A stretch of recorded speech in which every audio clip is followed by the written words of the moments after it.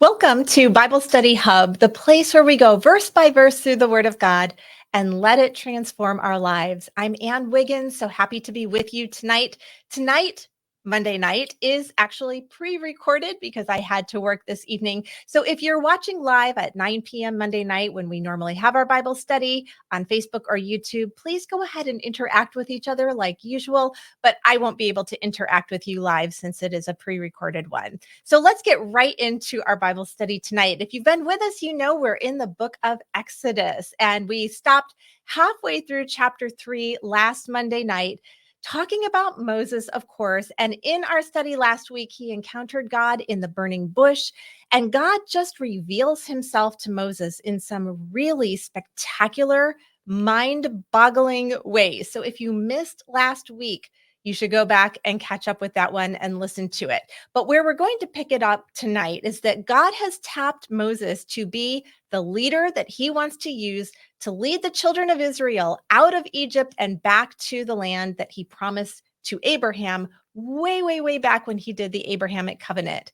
And Moses is not excited about it and is just about to be like, oh God, no, please don't make me do this. And so as we're reading about this, I want us to really soak up just the raw, actual scenario going on, because I think we look back at the heroes of the Bible, people like Moses, and they seem so otherworldly, like they're not like us.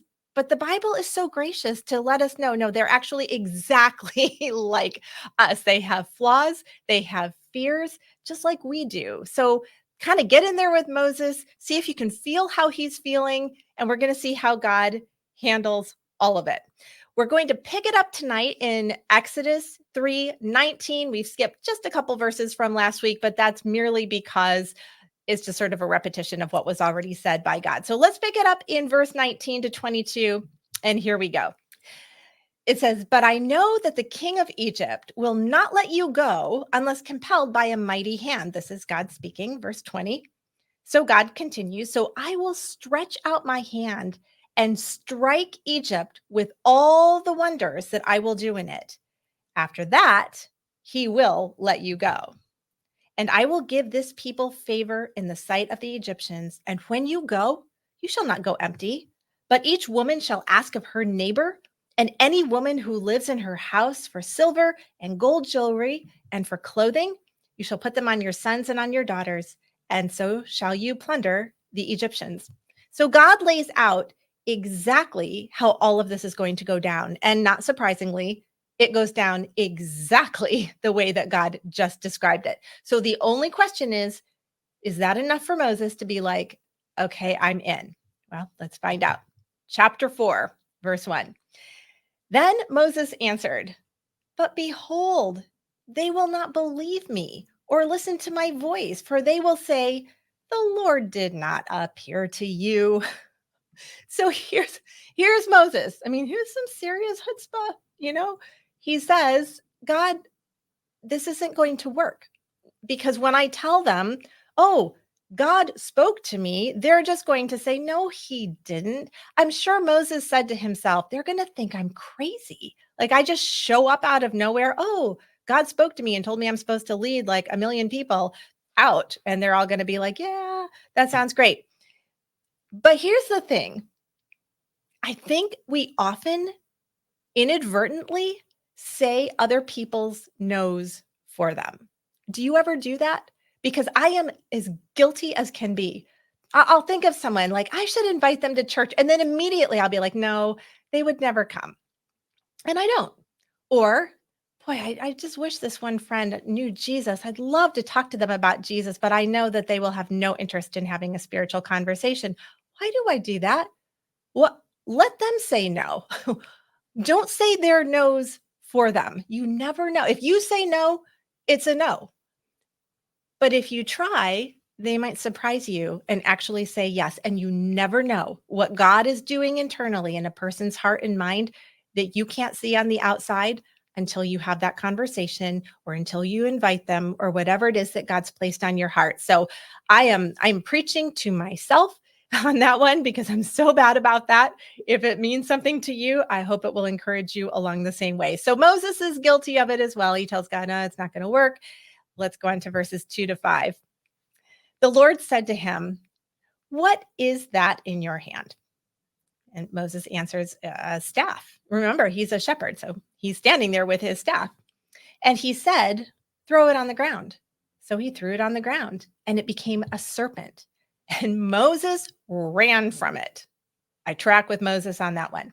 But the Lord said to Moses, "Put out your hand and catch it by the tail." So he put out his hand and caught it, and it became a staff in his hand, that they may believe that the Lord, the God of their fathers, the God of Abraham, the God of Isaac, and the God of Jacob has appeared to you, God says. So the first sign that God gives him is his staff turning into a snake. Now, I lived in the desert for 15 years. Some of you have or do live in the desert. We have a high, not just fear of, but respect of snakes out there, because the ones out there don't tend to be the harmless little garden variety that we have where I live now in the state of Pennsylvania. They are rattlesnakes and other very venomous, poisonous snakes. And you're always on the lookout for these snakes because they can kill you or your doggy on a leash or whatever is going on. It happens. So Moses out in the desert as a shepherd, he's going to be very highly aware of all things regarding snakes. And so when when he throws that staff down and it becomes a snake, you notice what Moses did. I mean, he like heads for the hills. There's no way he wants to get close to this thing. But I think what God tells him to do is fascinating. Because again, if you know anything about snakes, where it's the one location you do not want to grab them if you don't want to get bit, it's by the tail. That is like a death sentence if it's a poisonous snake. And God says to Moses, who is expressing doubt in what God can do, he says, pick that snake up by the tail. And Moses does it. He doesn't even argue. He reaches down, he picks that baby up. And of course, God protects him and it goes right back to his staff. I just think it's fascinating. And I don't know what to say about it or how to account for it, that Moses has such doubt about whether or not God is going to be faithful in promising to use him to lead the people out. But when it comes to picking up a poisonous snake by the tail, Moses is like, okay, he just does it. But Peter got out of the boat and walked on the water and then he got afraid and then he sank. So I guess it just goes to human nature. Like those of us who love and trust God, there are ups and downs with that, right? Sometimes we do better and sometimes we don't do so great. So he passed this test pretty well, I would say. Next sign, 4 to 6. Again, the Lord said to him, "Put your hand inside your cloak." And he put his hand inside his cloak. And when he took it out, behold, his hand was leprous, like snow. Then God said, "Put your hand back inside your cloak."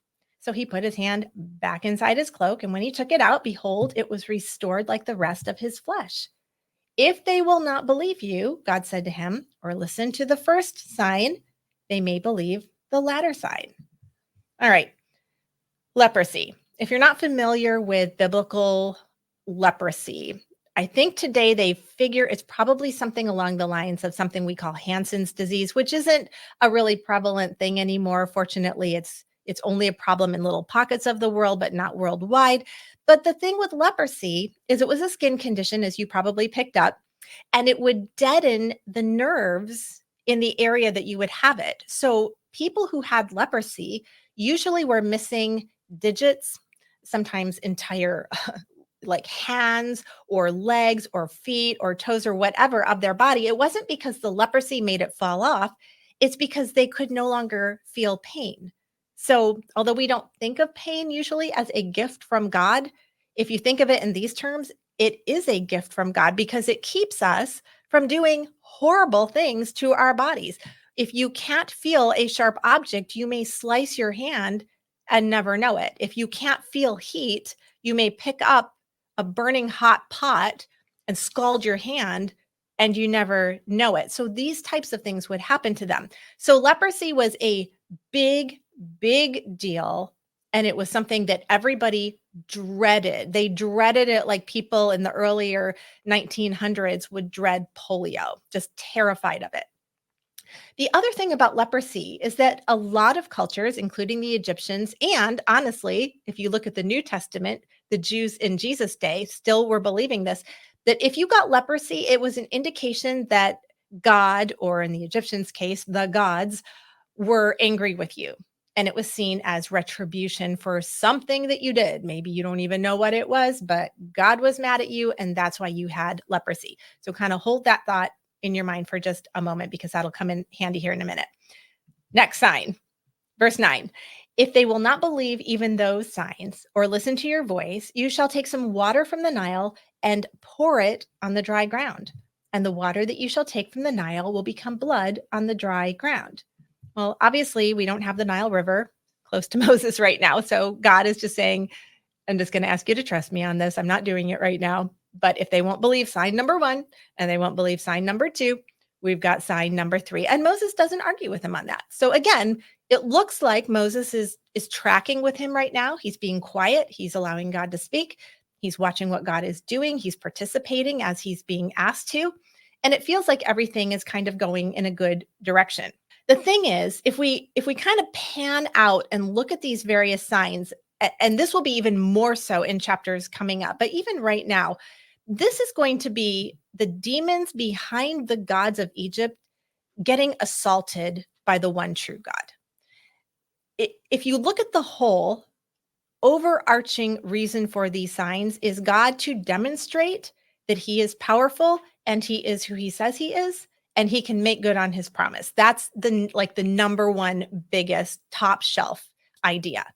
But under that, as he does this, it appears, if you know a little bit about ancient Egypt religion, that God is making even like a sub statement about these gods, a message to Pharaoh and to the children of Israel, who were also involved, unfortunately, in the worship of the same gods as the Egyptians at this point.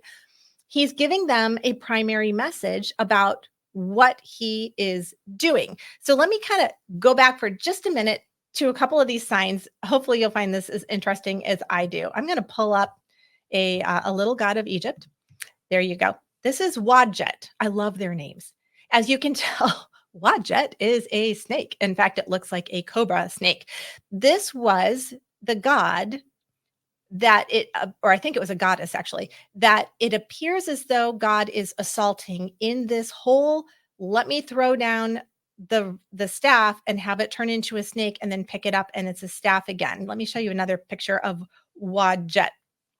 The pharaohs believed that this goddess was the goddess that would like strike out at their enemies. So they would actually, as you can see from this depiction, they would wear this cobra snake, this god or goddess, as part of their headdress quite often. And it was just a show of trust in this goddess to say, don't attack me because my goddess will strike out at you.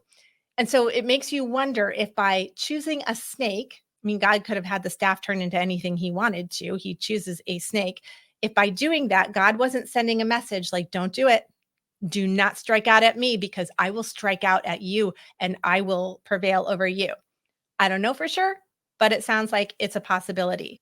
When it comes to leprosy, as I was saying before, it appears as though they believed that leprosy was a sign of the god or the goddesses being angry with you as a form of retribution.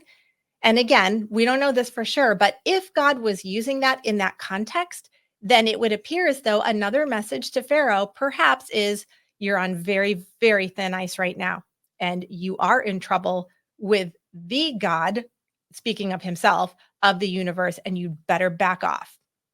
Was he? I'm not sure, but I think it's an interesting possibility. And then lastly, the Nile. Well, if you remember a couple weeks ago, we talked about the god of the Nile, Hapi, Hapi was his name. And it was the god that they were throwing the little Hebrew baby boys to drown them in the Nile at the charge of Pharaoh back when Moses was a baby. That's how he ends up in a basket in the Nile to be saved from that.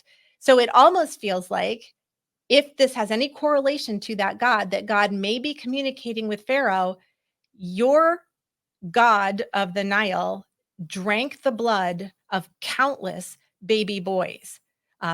This is a warning to you. I will turn that into blood. I will make that into blood. And the Nile was extremely important to everything they did in life, including all of their crops. They depended on its flooding certain times of the year for their plants and all of that stuff. So it was a big, big deal to mess with the Nile and to mess with the god of the Nile because it was one of their top tier gods in Egypt. The only thing left now is okay, now we've got everything, Moses. God has done it all. What is your answer now? Moses has had some excuses. Will he be like, okay, I'll do it? Or is he going to continue to make excuses? Well, let's pick it up in verse 10.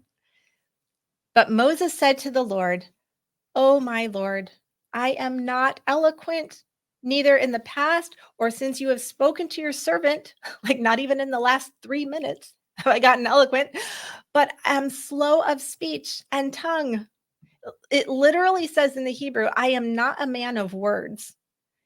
And I was curious about this. A lot of people think maybe he had a stutter or a speech impediment, and that very well may be the case. But the thing is, when we studied the book of Acts, oh, I don't know how long that was in Bible study hub, a year or two ago, we studied the book of Acts. And I remembered that in Acts 7:22, it says this, and Moses was instructed in all the wisdom of the Egyptians, and he was mighty in his words and deeds. He was mighty in his words, according to Stephen, who, under the inspiration of the Holy Spirit, recounts the story of Moses. So here he's mighty in words, but he just told God he's not a man of words, and please don't make me talk. So I did some thinking about, why the discrepancy there, what was going on. And I don't, again, I like to postulate things because I like to read between the lines and try to figure things out. So this may or may not have been the case, but it makes sense to me. Moses, of course, was raised in the palace in Egypt. So his first language would have been the language of the Egyptians.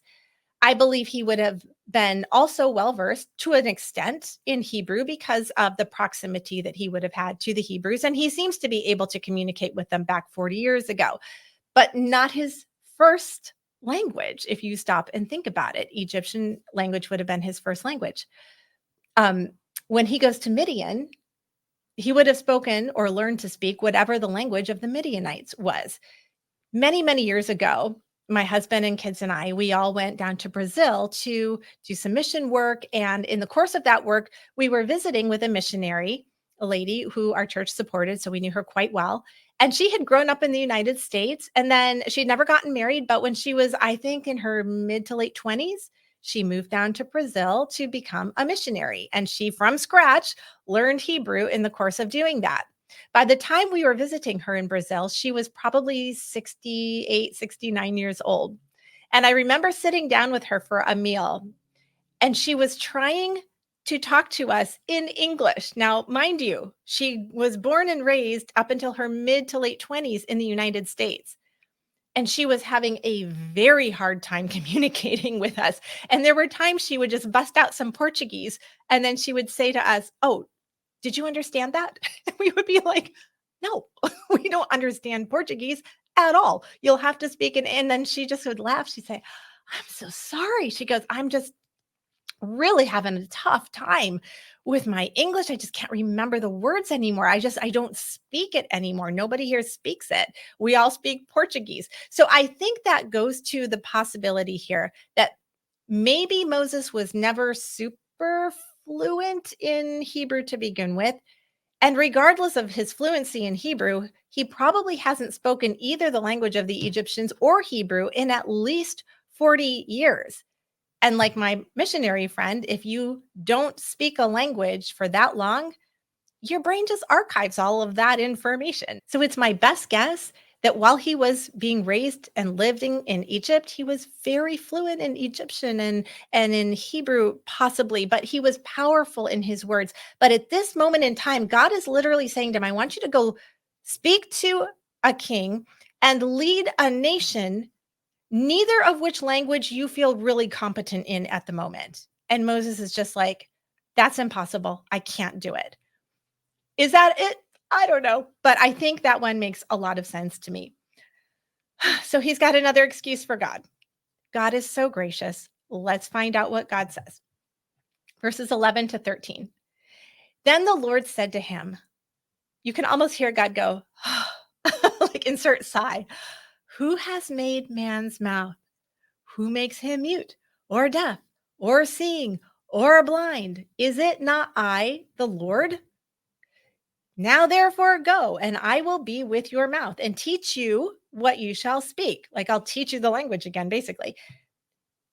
But Moses said, oh, my Lord, please send someone else. I think he whined, please send someone else. This is really stunning. God says, okay, I know. Okay, I get it. I get that you don't want to do this. I get that you think that you can't. And he says, I'm in charge of this. I'm the one who can make anybody and anything I want to, from seeing to blind to deaf to mute, whatever. I'm in charge of that, Moses. So you don't need to worry about it. I'm sufficient for you. And he waits for Moses's response. And Moses goes, please, not me. God, please, no. Please send somebody else. And he just disagrees with God. Aren't you glad that God didn't just let him disagree and just go, fine, I'm not going to use you then. Back to sheep herding. I will go find somebody else. I mean, we would have missed out on Moses. No, he's persistent and he's gracious and he's kind. 14 to 17. Then the anger of the Lord was kindled against Moses. And he said, is there not Aaron, your brother, the Levite? I know that he can speak well. So God is angry. Behold, he is coming out to meet you. And when he sees you, he will be glad in his heart. You shall speak to him and put the words in his mouth, and I will be with your mouth and with his mouth, and will teach you both what to do. He shall speak for you to the people, and he shall be your mouth, and you shall be as God to him. All he means, don't let that throw you off. All he means by, and you shall be as God to him, is as I'm telling you what to say, then you will go ahead and tell him what to say. So you'll be kind of like the priest, honestly, in between. Verse 17, and take in your hand this staff, with which you shall do the great signs. So Aaron has been slated now to be the translator. And that's what Aaron will do. And he will assist Moses, two brothers side by side, this daunting task. I think it's interesting that Aaron was on his way to meet him at that time. So we're not told how that happened, but God must have told Aaron, get up and go meet your brother. And Aaron, to his credit, says, okay. And he's thrilled. He can't wait to see his brother. It's been a long time, 40 years without any communication with your family member. No wonder he was so happy to see him. Verses 18 to 20. Moses went back to Jethro, his father-in-law, and said to him, please let me go back to my brothers in Egypt to see whether they are still alive. And Jethro said to Moses, go in peace. And the Lord said to Moses in Midian, go back to Egypt, for all the men who were seeking your life are dead. So nothing to worry about. So Moses took his wife and his sons and had them ride on a donkey, and he went back to the land of Egypt. And Moses took the staff of God in his hand. I think it's interesting that Moses doesn't really fill his father-in-law Jethro in on the real reason he's going back. And I thought about that, and I thought, you know what? I think that's okay. There are some times when God puts on your heart to do something, or you just know that God has given you a mission of some sort, and you don't necessarily owe major commentary about it to everybody around you. And I have a feeling Moses thought, if I go back to Jethro and I tell him, so I was in the wilderness, with the sheep and this burning bush wouldn't burn up, and then God appears and talks to me out of it. And then there's the staff and the snake and the leprosy, and I need to go to Egypt, that Jethro would have been like, what did you tell me? You're nuts. You can't take my family. You need to be hospitalized. There's something wrong. And so Moses just says, no, I'm just going to go back and see if everybody's still alive. I don't think it was a lie. I mean, I'm sure he was very much looking forward to seeing who of his family was still there and who had maybe passed on by that time. He just doesn't fill him in on those intimate details between him and God. So just take that as well. You're not always obligated to share with everybody. You don't have to post it all over social media. Every time you need to do something with or for the Lord, or you feel like he's steering you in a certain direction, it's okay. to just kind of keep that to yourself if you feel like it. 21. And the Lord said to Moses, when you go back to Egypt, see that you do before Pharaoh all the miracles that I have put in your power, but I will harden his heart so that he will not let the people go. I will harden Pharaoh's heart. And we're told this in future chapters that God does harden Pharaoh's heart. I just want to camp out on that for a minute because that is a little bit of a hard pill for a lot of people to swallow because this is what it sounds like.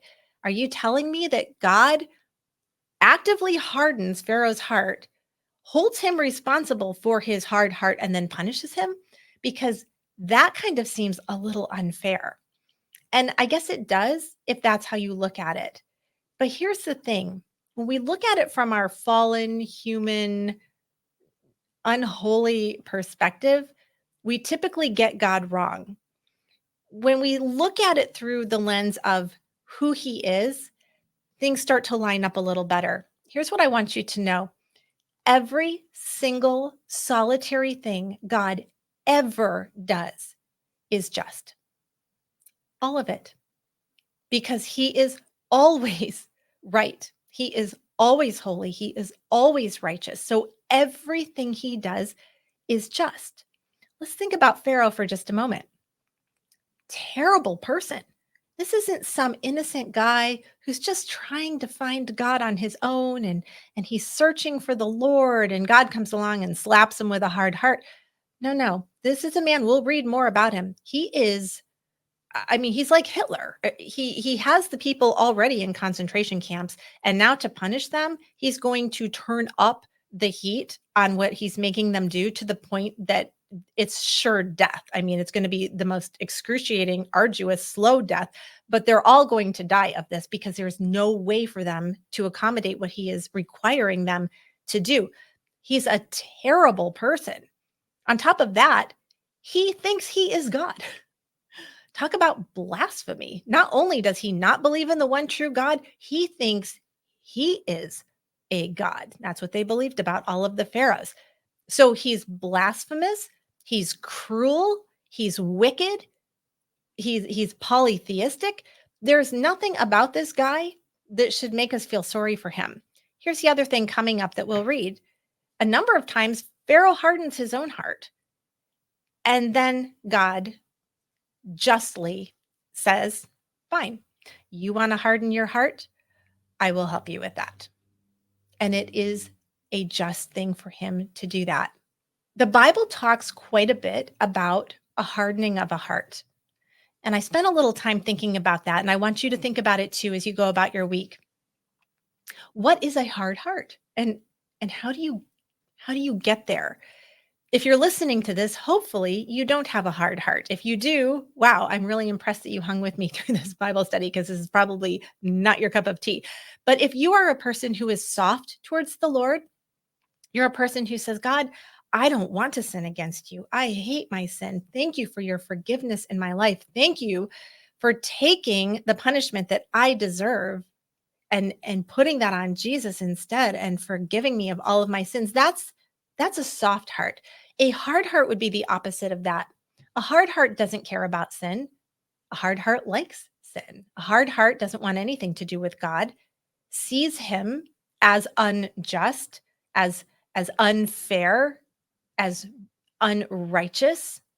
I was listening to a so-called pastor of a very progressive church a couple years ago, and this pastor, pastor, no qualifications to be such, but calls herself that, said, she said, we like to think of, and then she kind of rolled her eyes and did air quotes, perfect Jesus.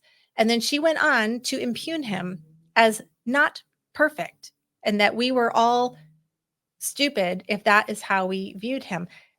That is a hard heart who can look at the word of God and come away with that. God holds us responsible, highly responsible for our choices, our actions, our thoughts, and our decisions. So as you go through this week, I would just challenge you, and I'm challenging myself with this too. I want to make sure that there's no area of my life where my heart has become hardened to some area. I know Jesus as my Savior, God is my King and my Lord, so I certainly don't have a hard heart toward God. But is there an area of my life that maybe I'm not ready to surrender to him, that maybe I have pushed him out of so many times that I don't even notice that he's standing there saying, I need in that area too. I need to deal with that area too. You can push him out so many times that you don't even notice anymore. That's a sign of a hardened heart. So just something to think about and marinate on. Next Monday night, Lord willing, we will be live again at 9 p.m. Eastern Time, as usual, here on Bible Study Hub. I want to thank you all for hanging in here and watching tonight. I hope something that we talked about will be an encouragement to you and that it will just assist you as you pursue Jesus and living your life for him. Thanks so much, and I'll see you next Monday night.